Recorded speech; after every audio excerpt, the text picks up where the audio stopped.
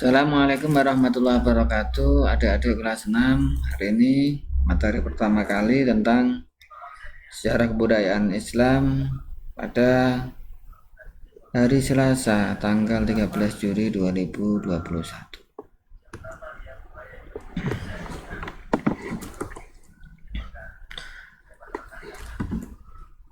Di dalam kelas 6 tersebut itu materinya tentang perjuangan Wali Songo. Untuk pertemuan yang pertama ini kita bahas tentang biografi, tata caranya berdakwah Maulana Malik Ibrahim atau Sunan Gresik.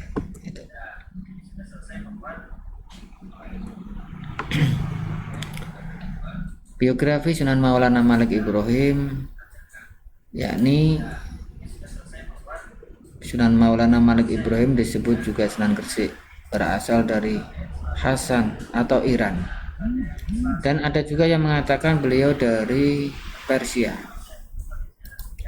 Ia dikenal dengan nama kakek bantal.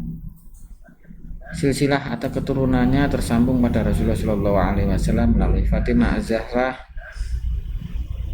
dari jalur Husain bin Ali radhiyallahu anhu.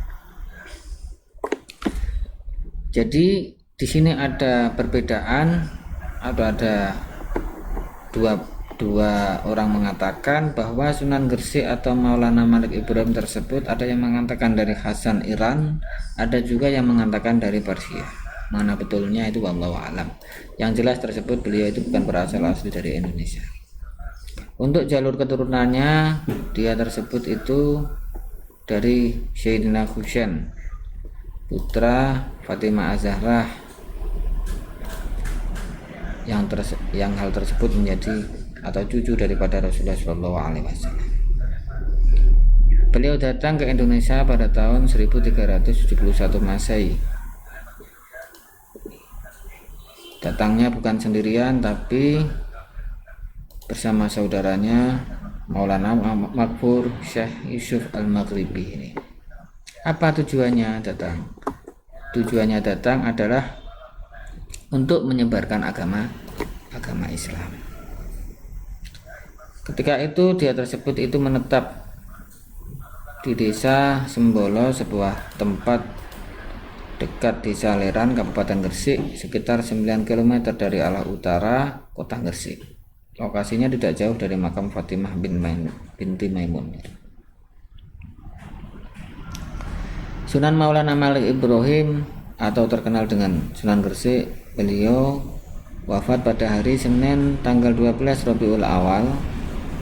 Untuk tanggalnya ini secara Jawanya ini atau secara Islamnya ini sama dengan wafatan Rasulullah SAW, hanya hari dan tanggal sekaligus bulan Jawanya, tahunnya beda ya.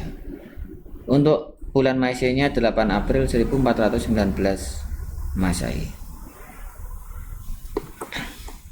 Adik-adik kelas 6,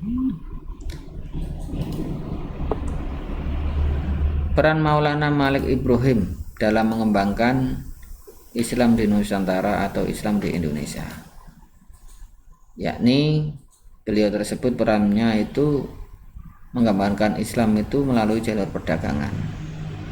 Makanya Islam di Indonesia tersebut itu rata-rata,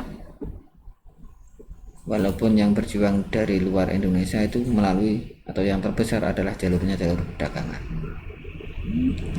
Maulana Malik Ibrahim melalui aktivitas dakwahnya dengan berdagang di tempat terbuka yang berlokasi di desa Rumo dekat pelabuhan. Ia menyediakan kebutuhan pokok dengan harga yang sangat murah dan terjangkau oleh masyarakat yang didasari akhlak yang mulia, penuh keramahan, penuh kesantunan, mempunyai toleransi yang tinggi.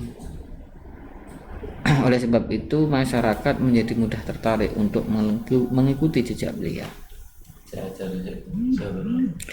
Pilihan lokasi dakwah dekat pelabuhan berhubungan erat dengan aktivitas dagang yang berada di daerah pesisir pantai yang menjadi pusat kegiatan ekonomi. Dengan demikian Maulana Malik Ibrahim banyak berinteraksi dengan para pedagang yang berada di wilayah Jawa dan daerah lainnya. Dakwahnya pun merambah pada keluarga kerajaan Majapahit yang saat itu dipimpin oleh Raja Brawijaya. Kedatangannya ke pusat kerajaan disambut baik, walaupun sang raja belum bersedia untuk memeluk agama Islam. Karena ada hubungannya yang baik, bahkan raja pun itu memberikan hadiah berupa sebidang tanah di pinggir kota Gresik ini. Seluruhnya dulu di Jawa itu milik kerajaan tanahnya, tidak ada masyarakat yang mempunyai tanah.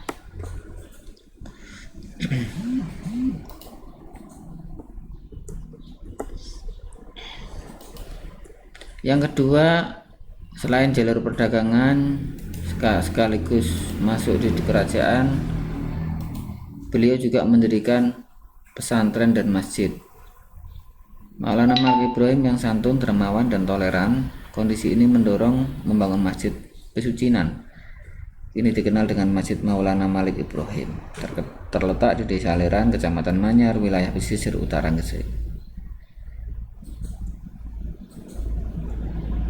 Kalau diringkas,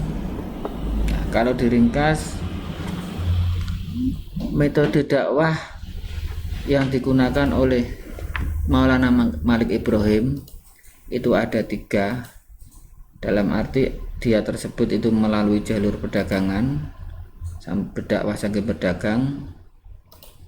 Yang kedua, dia tersebut juga berdakwah di kerajaan. Terus yang ketiga juga mendirikan masjid atau pesantren.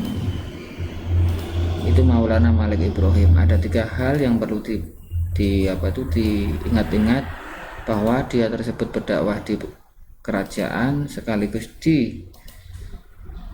membangun pesantren dan masjid, dan melalui jalur perdagangan.